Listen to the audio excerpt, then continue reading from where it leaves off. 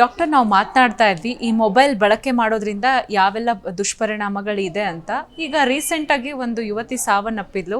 ದಿಢೀರ್ ಅಂತ ಸಾವನ್ನಪ್ಪೋದಕ್ಕೆ ಕಾರಣ ಏನು ಅಂದರೆ ಮೆಡಿಕಲ್ ಬ್ಯಾಕ್ಗ್ರೌಂಡ್ ಚೆಕ್ ಮಾಡಿದಾಗ ಯಾವುದೇ ರೀತಿಯಾದಂಥ ಕಾಯಿಲೆ ಇಲ್ಲ, ತೊಂದರೆ ಇಲ್ಲ ಅಂತ ಸಡನ್ ಸಾವು ಬರೋದಕ್ಕೆ ಕಾರಣ ಏನಿರ್ಬೋದು?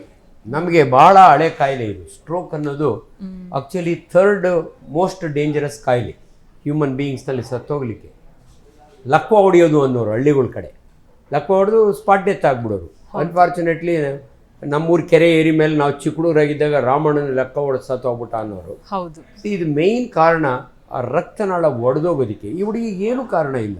ಬಟ್ ಹೇಳಕ್ಕೆ ಇನ್ನೊಂದು ನಿಮ್ಗೆ ಹೇಳ್ತೀನಿ, ಕಾಯಿಲೆ ಏನು ಚೆಕ್ ಮಾಡಿದ್ರು ನಂಗೆ ಗೊತ್ತಿಲ್ಲ. ಬೇರೆ ಕಾಲಿನೊಳಗೆ ವ್ಯಾರಿಕೋಸ್ ವೇನ್ ಅಂತ ಇರ್ತವೆ, ಅಲ್ಲಿ ಒಂದು ಬ್ಲಡ್ ಕ್ಲಾಟ್ ಆಗುತ್ತೆ. ಆ ಕ್ಲಾಟ್ ಹರ್ಕೊಂಡು ಹಾರ್ಟ್ಗೆ ಹೋಗಿ ಕೆರಟಿಡ್ಗೆ ಹೋಗಿ ಅಲ್ಲಿ ತಗಲಾಕೊಳ್ಳುತ್ತೆ.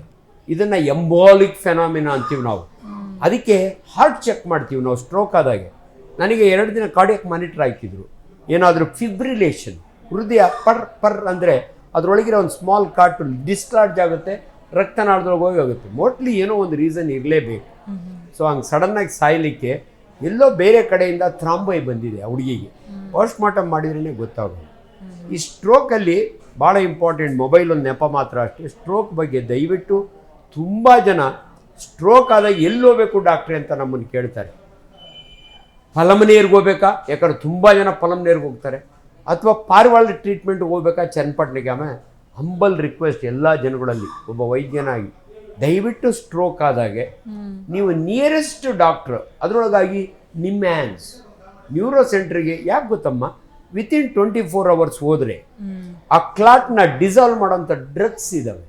ಹೆಂಗೆ ಹೃದಯಾಘಾತ ಆದಾಗೆ ಕ್ಲಾಟ್ ಡಿಸಾಲ್ವ್ ಮಾಡಿ ಡ್ರಗ್ ಕೊಡ್ತೀವಲ್ಲ, ಅದೇ ಥರ ಬ್ರೈನ್ಗೂ ಕೂಡ ಜೀವ ಉಳಿಸು. ಇದು ಸಡನ್ ಡೆತ್ ಯೂಶ್ವಲಿ ಹಿಂಗೆ ಆಗಲ್ಲ. ಇಲ್ಲದ್ರೆ ಒಂದು ಕಡೆ ಪ್ಯಾರಾಲಿಸ್ ಆಗುತ್ತೆ, ಇಲ್ಲದ್ರೆ ಒಂದೇ ಕೈ ಇದಾಗುತ್ತೆ, ಒಂದು ಕಡೆ ಮೂತಿ ಸೊಟ್ಟಗೋಗುತ್ತೆ. ಇವೆಲ್ಲ ರೋಗ ಲಕ್ಷಣಗಳು. ಅಪರೂಪಕ್ಕೆ ಮ್ಯಾಸಿವ್ ಅಟ್ಯಾಕ್ ಅಂತೀವಿ ನಾವು, ಆಗ ಸಡನ್ ಡೆತ್ ಆಗುತ್ತೆ. ಯೂಶಲಿ 75-80 ವರ್ಷದವರಿಗೆ ಹಂಗಾಗಿದ್ರೆ ದೇರ್ ಇಸ್ ಎ ರೀಸನ್ ಅನ್ಬೋದು. ಪಾಪ 25 ವರ್ಷದ ಹೆಣ್ಮಗಳು, ಅದರೊಳಗೆ ಹೆಣ್ಮಗಳೊಳಗೆ ಈ ಥರ ಪ್ರಾಬ್ಲಮ್. ಹಾರ್ಟ್ ಅಟ್ಯಾಕು ಕಡಿಮೆ. ಹೆಣ್ಮಕ್ಳಿಗೆ ದೇವ್ರನ್ನ ಪ್ರೊಟೆಕ್ಷನ್ ಕೊಟ್ಟಿದ್ದಾನೆ. ಅವರ ಹಾರ್ಮೋನ್, ಈಸ್ಟ್ರೋಜನ್ ಹಾರ್ಮೋನ್ ಇದೆಯಲ್ಲ, ಅವರು ಮೆನೋಪಾಸ್ ಆಗೋವರೆಗೂ ಹೆಣ್ಮಕ್ಳಲ್ಲ ದೇಹದಲ್ಲಿ ಈಸ್ಟ್ರೋಜನ್ ಇರುತ್ತೆ. ಅದು ಅವರಿಗೆ ಈ ರೀತಿ ಹಾರ್ಟ್ ಅಟ್ಯಾಕು, ಇದನ್ನು ಬ್ರೈನ್ ಅಟ್ಯಾಕ್ ಅಂತೀವಿ ನಾವು. ಆ್ಯಕ್ಚುಲಿ ಸ್ಟ್ರೋಕ್ ಅನ್ನೋದು ಕಾಮನ್ ವರ್ಡು, ಹಾರ್ಟ್ ಅಟ್ಯಾಕ್ ಅಂದರೆ ಹೆಂಗೋ ಬ್ರೈನ್ ಅಟ್ಯಾಕು ಕೂಡ.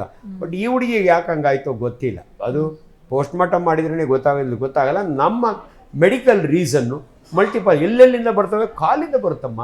ಆ್ಯಕ್ಚುಲಿ ನಾವು ಹೇಳ್ತೀವಿ, ನೀವು ಅಮೆರಿಕದಿಂದ ಇಂಡಿಯಾ ಬರೋವಾಗ 10 hour ಕೂತ್ಕೋಬೇಡಿಯಪ್ಪ, 2 hour ಎದ್ದೊಳ್ದಿದ್ರೆ ಏನಾಗುತ್ತೆ, ಡೀಪ್ ವೇನ್ ಥ್ರಾಂಬೋಸ್ ಅಂದರೆ ಗಡ್ಡೆ, ರಕ್ತದಲ್ಲಿ ಗಡ್ಡೆ, ಅದು ಡಿಸ್ಲಾರ್ಜ್ ಆಯಿತು ಅಂದರೆ ಹರ್ಕೊಂಡು ಹೋಗಿ ಹೃದಯದಲ್ಲಿ ಹೃದಯಾಘಾತ ಆಗುತ್ತೆ, ಇಲ್ಲದ್ರೆ ಬ್ರೈನ್ಗೆ ಹೋಗಿ ಸ್ಟ್ರೋಕ್ ಆಗುತ್ತೆ. ಇವೆಲ್ಲವನ್ನು ಜನಗಳಿಗೆ ತಿಳಿಸ್ಬೇಕು. ಸೊ ಈ ಹುಡುಗಿಗೆ ಬೇರೆ ಅನಾಮಲೀಸ್ ಅಂತೀವಿ. ಎಷ್ಟೋ ಜನ ಮಕ್ಕಳಿಗೆ ಹಾರ್ಟ್ನಲ್ಲಿ ವ್ಯಾಲ್ವ್ ಇರುತ್ತೆ, ವ್ಯಾಲ್ವ್ ಪ್ರಾಬ್ಲಮ್ ಆಗಿರುತ್ತೆ, ಇದೆಲ್ಲ ಗೊತ್ತಿರಲ್ಲ. ಐ ಡೋಂಟ್ ಥಿಂಕ್ ಅವರು ಅದೆಲ್ಲ ಟೆಸ್ಟ್ ಮಾಡಿಸಿರಲ್ಲ. ಬಟ್ ಈ ಹುಡುಗಿಗೆ ಈ ರೀತಿ ಸಡನ್ ಡೆತ್ ಆಗೋದು ಈ ಏಜ್ನಲ್ಲಿ ಕಡಿಮೆ. Anybody after 75. ಇನ್ಫ್ಯಾಕ್ಟ್ TIA ಅಂದೆ ನಾನು, ಟ್ರಾನ್ಸಿಯೆಂಟ್ ಇಸ್ಕೆಮಿಕ್ ಅಟ್ಯಾಕ್ ಅಂದರೆ ಹಿಂಗೆ ಬರುತ್ತೆ, ಹಂಗೆ ಹೋಗುತ್ತೆ. ನನಗೆ ಬಂದಿದ್ದನ್ನು ನಿಮ್ಗೆ ಹೇಳ್ತಾ ಇದ್ದೆ. It is a warning sign for me. You fellow be careful, ಮುಂದೆ ಇನ್ನೂ ದೊಡ್ಡದಾಗ್ಬೋದು, ಅದಕ್ಕೆ ನಾನು ಹುಷಾರಾಗಿರಬೇಕು.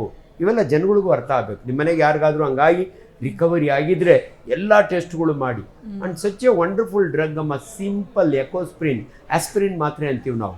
ರಕ್ತ ತುಂಬ ಎಪ್ಪಾಗಬಾರ್ದು, ನೀರು ಥರ ಅರಿಬೇಕು, ಅದಕ್ಕೊಂದು ಡ್ರಗ್ ಇದೆ. ಅಟ್ರಾರೋಸ್ಟಾಟಿನ್ ಅಂತ ಒಂದು ಸ್ಟ್ಯಾಟಿನ್ ಇದೆ. ಸೊ ಇಂಥವನ್ನೆಲ್ಲ ಇವಾಗ ನೋಡಿ, ನನಗೆ ಅವೆಲ್ಲ ಹಾಕಿರೋದ್ರಿಂದ I am very very safe. So ಜನಗಳಿಗೆ ಒಂದು ತಿಳುವಳಿಕೆ ಇಂಪಾರ್ಟೆಂಟು. ಈ ಹುಡುಗಿ ಸಡನ್ ಡೆತ್ ಆಗಿರೋದಕ್ಕೆ there may be some other reason. ಕ್ಷಣ ಕ್ಷಣದ ಸುದ್ದಿಗಳಿಗಾಗಿ ಫ್ರೀಡಂ ಟಿವಿ ಸಬ್ಸ್ಕ್ರೈಬ್ ಮಾಡಿ, ಲೈಕ್ ಮಾಡಿ ಹಾಗೂ ಫಾಲೋ ಮಾಡಿ. ಹೊಸ ಸುದ್ದಿಗಳ ನೋಟಿಫಿಕೇಶನ್ಗಾಗಿ ಬೆಲ್ ಐಕಾನ್ ಮೇಲೆ ಕ್ಲಿಕ್ ಮಾಡಿ.